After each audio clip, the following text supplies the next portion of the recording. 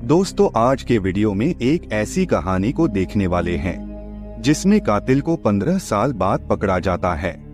इसे जानने के लिए दोस्तों हमें समय में 21 साल पीछे चलना होगा। साल 2003 में केरल की रहने वाली सजनी नायर की शादी तरुण जिनराज से होती है और शादी को अभी 3 महीने ही बीते थे कि तभी तरुण जिनराज की पत्नी की किसी ने हत्या कर दी। यह मामला बहुत ही जटिल था और आपको बता दें दोस्तों, तरुण जिनराज ने अपनी पत्नी का कत्ल किया और अपनी पत्नी का कत्ल होने पर तरुण ने खूब आंसू बहाया और अपनी पत्नी की मौत पे गम में होने का नाटक किया और फिर पुलिस की आंखों में धूल झोंक दिया।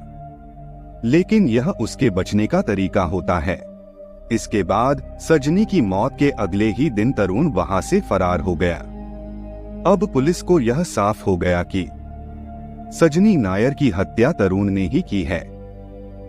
इसीलिए पुलिस कई दिनों तक सजनी के पति की तलाश करती रही, लेकिन उसका कोई पता नहीं चला। वह गायब हो गया था। धीरे धीरे उसकी तलाश बंद हो गई। उधर तरुण ने अपनी नई जिंदगी की शुरुआत कर ली थी। पुलिस ने तरुण को हर जगह और दूसरे राज्यों में भी तलाश किया, लेकिन कुछ पता नहीं चला। 3 साल बाद पुलिस ने तरुण की तलाश बंद कर दी, लेकिन सजनी हत्याकांड केस को बंद नहीं किया गया। जब सजनी का परिवार इस मामले के लिए पुलिस विभाग को जांच के लिए संदेश भेजता है, तब तरुण पर 1 लाख रुपए का इनाम घोषित किया गया था।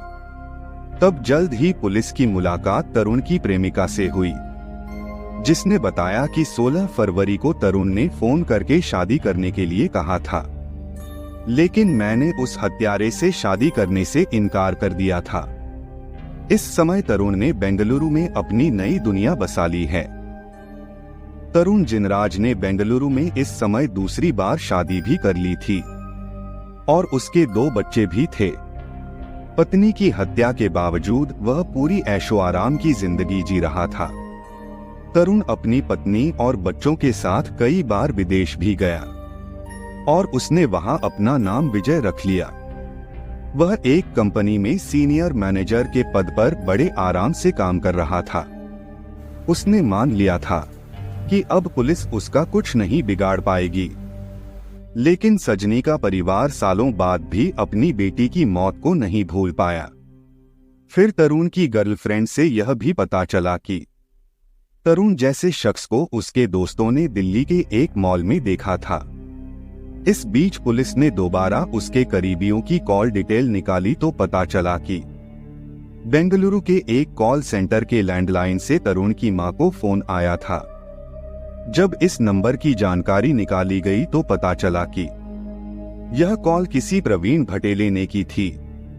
पुलिस को शक हुआ तो फिर पुलिस ने प्रवीण भटेले के बारे में जानकारी जुटाई और जांच के दौरान क्राइम ब्रांच को पता चला कि प्रवीण भटेले कोई और नहीं बल्कि तरुण है। हैरान करने वाली बात ये थी कि तरुण ने बेंगलुरु में दूसरी शादी भी कर ली और उनके 2 बच्चे भी थे। प्रवीण भटेले, जिसकी पहचान तरुण ने चुराई थी, वह तरुण का पुराना दोस्त था। इस सारी जानकारी के बाद तरुण को बेंगलुरु में गिरफ्तार कर लिया गया। फिर कोर्ट ने तरुण को सजा सुनाई और उसे साबरमती जेल में बंद कर दिया गया। सजनी के परिवार ने फिर राहत की सांस ली कि आखिरकार उन्हें 15 साल बाद न्याय मिल ही गया। लेकिन दोस्तों, ये कहानी यहीं पे खत्म नहीं होती है। कुछ ही दिनों में तरुण जमानत पर बाहर आया और फिर से फरार हो गया। तरुण जिनराज बहुत चालाक था। वह लगातार जमानत के लिए कोर्ट में अर्जी दे रहा था। वह तरह तरह के बहाने बनाकर कोर्ट में जमानत के लिए अर्जी लगाता था। आखिरकार इसी तरह 2023 में अगस्त में जिनराज जमानत पाने में सफल हो गया। वह 4 अगस्त को जमानत पर जेल से बाहर आया, लेकिन वापस जेल नहीं गया। यह शातिर अपराधी एक बार फिर से फरार हो गया। उसे लगा कि इस बार भी वह पुलिस को चकमा दे देगा। वह 2 महीने तक पुलिस से बचता रहा। लेकिन कुछ दिन बाद ही अहमदाबाद क्राइम ब्रांच को तरुण जिनराज के दिल्ली में होने की खबर मिली और फिर उसे गिरफ्तार कर लिया जाता है। इस बार भी तरुण को अपनी मां को की गई कॉल की वजह से गिरफ्तार किया जाता है। दरअसल सजनी की हत्या के बाद वह किसी भी बुजुर्ग व्यक्ति के संपर्क में नहीं था। उसने अपनी एक अलग दुनिया बना ली थी, लेकिन वह हमेशा से अपनी मां से बात करता रहता था। इस बार भी ऐसा ही कुछ हुआ।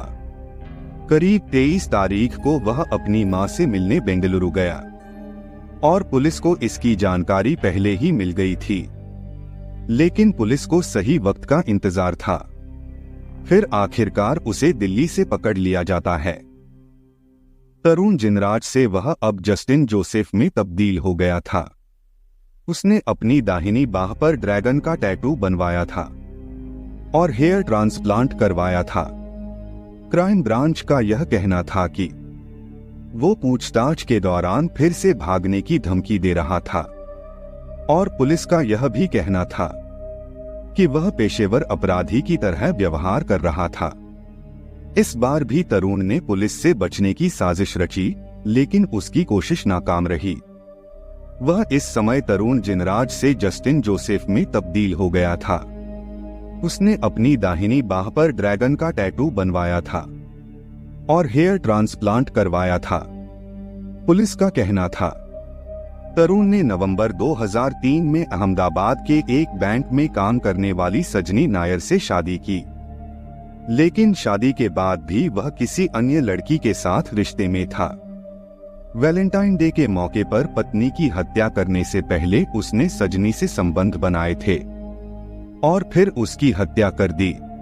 इसी के साथ तरुण जिनराज को उसकी कर्मों की सजा मिल जाती है और सजनी नायर के परिवार को न्याय मिल जाती है।